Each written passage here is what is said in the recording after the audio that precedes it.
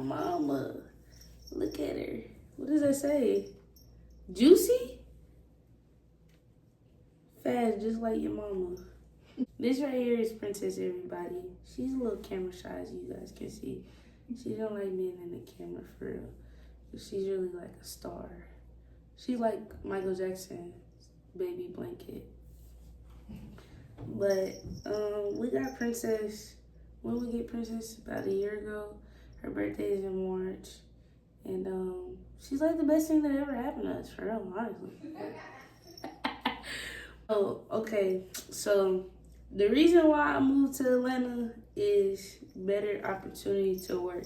So I moved to Atlanta because where I'm from is so small, it's so little, and it's not a lot of money in Kansas City. That's where I'm from, Kansas City, Missouri. So I'm a barber and I sell clothes. And yeah, I mean you can make the best out of it, honestly, because don't get me wrong, I ran up a bag in Kansas City, still run up a bag in Kansas City, but it's more out here. Like, and I'm not there to where it's like, oh, I'm making tons, thousands of dollars, of course, but I make a good enough amount in Atlanta to where it's like, I'm working less, but still getting paid good. So it's like, the goal is to work smarter, not harder. I'm doing it right now in Atlanta, and that's why I left Kansas City. Do I regret it? No. Do I miss home sometimes? Yes. Only because my mommy, my sister, and some of my friends, when they don't make me mad. But I like Atlanta, and Atlanta is the best thing that has happened. And if you do have you a business, but I will say going to a new city isn't easy because, like, you just got to deal with a lot.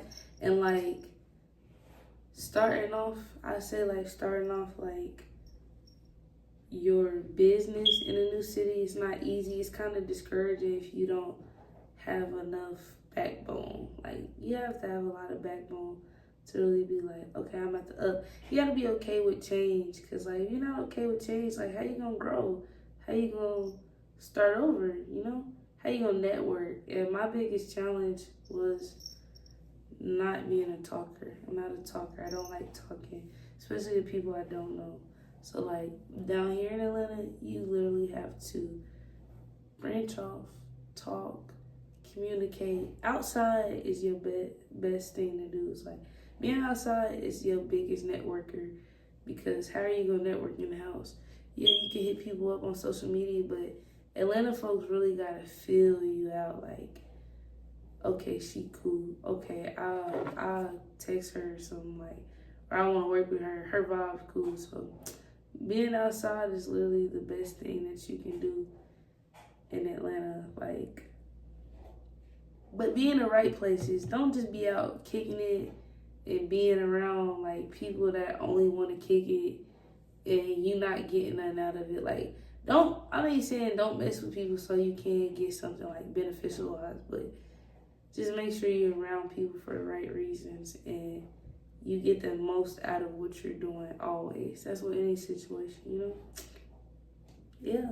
Like, I say like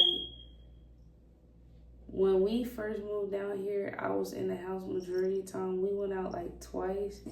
We went out like twice, and it was all leisure. So like now that I've been down here going on 2 years, I know that everything has to be work related. Like, I've done all the partying, I've done all the going out. So everything that I do now moving forward needs to be work related. So like trips, no leisure trips. And like with Atlanta, like a lot of stuff is more so about the aesthetics. Like, is it pleasing to the public eye? Like, stuff like that, honestly. But scammers. So when you are going out, you have to be like on a swivel. Like, not too much, but like you kind of got to be on the swivel, because a lot of people will sense that you are out of towner, and they talk fast down here. So like them fast talkers, they'll try to be like, they'll try to say something to you to where it makes sense when you hear it, but when you revert back in your head and be like, okay, he just said da da da da da. Hold the fuck up. That don't make sense. Run that back. So like, you just gotta really take your time with the right people. And the biggest thing a lot of people down here will say is, oh yeah, I work with so and so and so and so and so and so. And a lot of it be cap. A lot of people don't work with so and so and so and so and so and so. But a lot of people do have those connections, so you just have to sense out who's the right person to, you know, if you want to give away a free haircut. Like me, I was giving away free haircuts to like certain people because they know this person, this person, this person. None of them got me where I am today. I got myself everywhere that I am today. And little F, with a little help of little F. But yeah, a lot of people be capped down here, a lot. And a lot of people down here lie to where it's almost like delusional. Cause I know, I won't say no names, but I do know a person who be like, yeah, I be with Sexy Red and da da da. I don't know where they get that from, but you just gotta know. You just to know. You gotta have them good senses to know when you see bullshit. I come from a town full of people that just bullshit, so if it come across me, I know. But yeah. And then a lot of free stuff, like free down here is foreign. So like back home, when people do something for free, it's out the kindness of their heart. And they just genuinely like giving back or like doing something nice. Down here though, they hear free, they hear vulnerability. They hear, okay, I can get off with this another time. They hear, let me use you. Like, it's never like, okay, this is free. She's doing something nice. It's, okay, this is free. I'm going to try to get it again for free. I'm going to try to, she probably needs some money. That's why she's doing this for free. She probably needs some connects. That's why she's doing this for free. So let me keep playing to see how far I can get. And that's usually what free means to a lot of Atlanta people. Like, free is never good in Atlanta. So I would say genuinely, like, if you are going to do something free, do it out the kindness of your heart and think about the people that actually need it, like homeless, kids. Like, when I first moved down here, I cut hair for free for a lot of homeless people and a lot of kids at KILP and Best Academy. Them are like some, I won't say alternative schools, but they're just schools with kids that they just need stuff like that. You know, because the kids need it, just like you. But, yeah. Free is never good. Free is never good.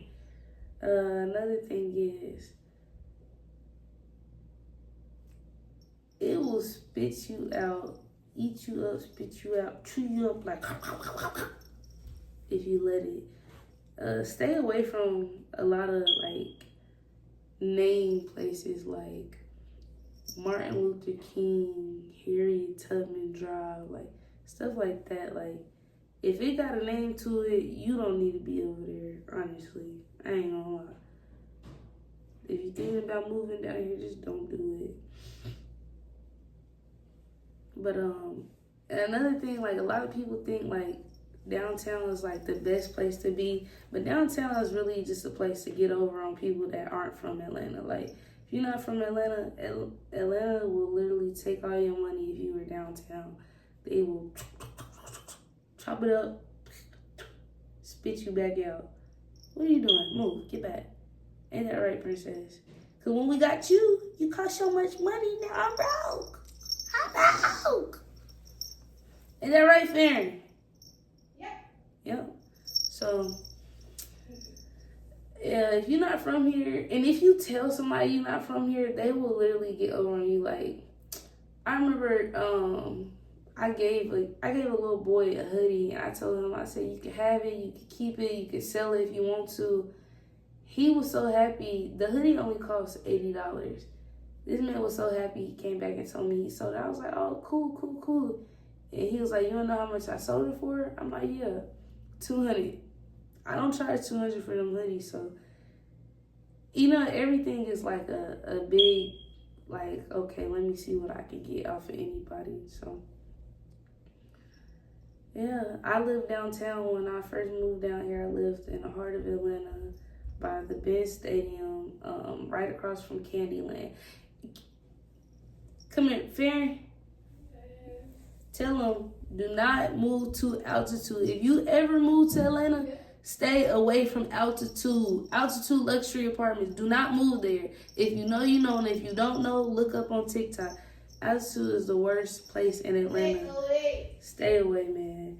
Management's terrible. Apartments terrible. You might mess around and get robbed there. You will have a good time. You know, it's a tattoo artist in there. You can have a party. You can shoot a music video. You might run into a couple celebrities, but it is not the place. If you want to live somewhere nice and get your money's worth, it is not it.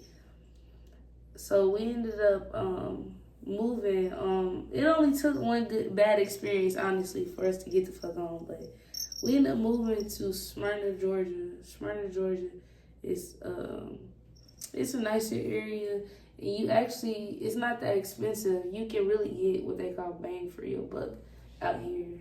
I mean, it's really bang for your buck. Like our rent is high, but it's only because of the lease that we got into. So they have, you know, cheaper lease, but you know, you getting bang for your buck basically. But yeah, that's why I moved to Atlanta. I moved to Atlanta just for better work opportunities. Would I move back to Kansas City? I would have a house in Kansas City. Would I move back? I don't think I would, unless it was like something major, like to where I have no other choice but to move back. But leaving Kansas City was the best thing that I think that has happened to me, because like where I'm from, you can get some real cheap rent. You might get robbed or something. Who knows? Car gets stolen a lot, but like you can move to somewhere where rent in our city is like still like 900 plus. You can get a cool apartment for 900. I know my apartment that I lived in before I moved to Atlanta, or two places before I moved to Atlanta, my rent was supposed to be $950. I think I spent $1,300 a month on rent. It should be like little stuff, like they be having a lot of hidden fees and stuff in the rent. What was that? What else?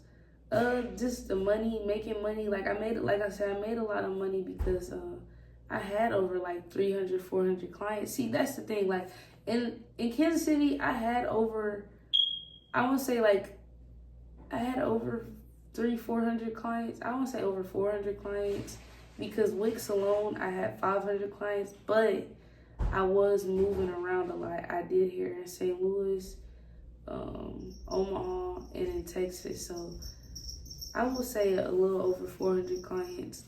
I was making a lot of money in Kansas City, but you see, I had to work harder. I'm making around the same money, but I work less. I don't work as hard as I work in Kansas City. Because when I was in Kansas City, I would literally go to the shop at 5 a.m. and get off at 11 p.m. almost every other day. And yeah, it just drains a lot on your body. But pulling them hours, I could have pulled them hours down in Atlanta and made way more, if that makes sense. So Atlanta is really like, it's a good place to be. And then like my clothing brand, so like Kansas City is really small. It's like a melting pot. Like in Kansas City, I started my clothing brand right before I moved to Atlanta, and I sold out of my shorts pretty fast, but that was just like a little test run. And it was mainly to like people I was friends with. Like a lot of my friends bought my brand, but it was hard getting exposure to a lot of the outside people. So I kind of slowed down on it till I moved out of town, because once I moved, that was my only focus.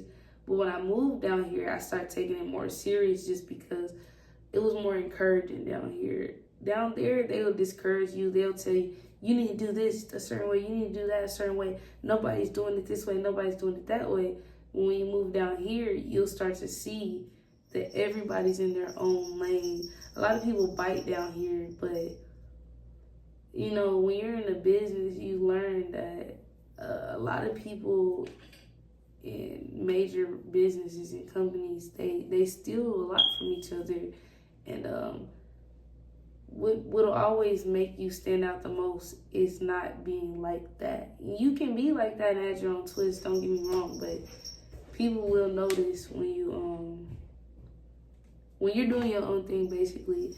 And I think that's kind of why when I moved down here, my brand stood out the most, because I did branch off and not try my hardest not to bite, because I had an issue when I was in Kansas City to where, you know, somebody's stuff looked like somebody else's, and it's like, oh, you stole that from, you know, like nobody wants to hear that, especially when you are trying to be original and create your own ideas, because ideas come from a real deep down place. Sometimes they BS, but a lot of ideas come from more than just what it seems. So when I moved down here, I dropped my first set of hoodies, and I sold out of them as soon as I moved down here. So because I think my first batch, I only got like, I would say like 10, 15. That's nothing. If you know, that's nothing.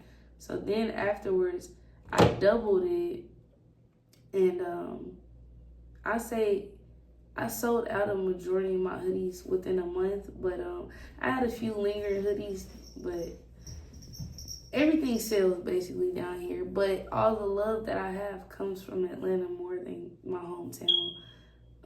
Of course, like right now, I'm starting to get a lot of exposure and a lot of sales from not just Atlanta. I have a lot in Maine and South Carolina and Kansas City now, which is where I'm from. But it just took too long. The support is more genuine. Like Kansas City's so small. Like if someone doesn't like my cousin, they'd be like, "Oh, we don't fool with them. I'm not shopping with them," or "She seems sketchy," or "She hangs out with scammers, so she probably scams." Like it's just a lot of like, I don't know. It's not a lot of genuineness when it comes to genuineness. There's not a lot of genuine people in Kansas City.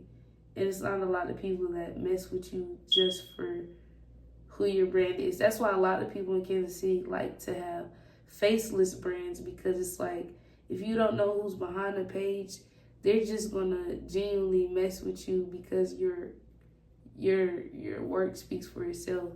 But once they know you, it's like, I'm 50-50 on that, you know, type stuff.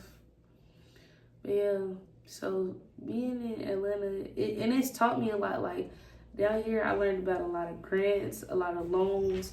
I built my credit. I was at like a 5 something when I moved down here, and I've shot my credit up a lot. I've paid off majority of my debt that I had. Like Atlanta has really opened a lot of doors and taught me a lot of life lessons. It really teaches you when you become a big fish how to operate and maneuver. You really go through the struggles with the scams, the janky people, the high commodity, the large number of like sales and how to handle it.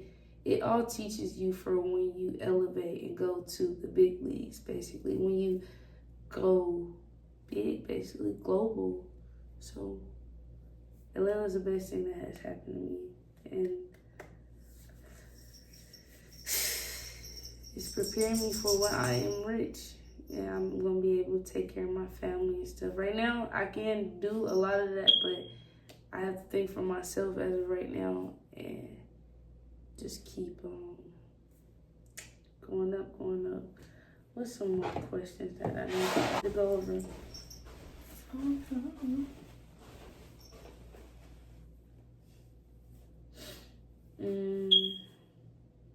Okay, so the culture in Atlanta, of course, is majority Black people, African Americans.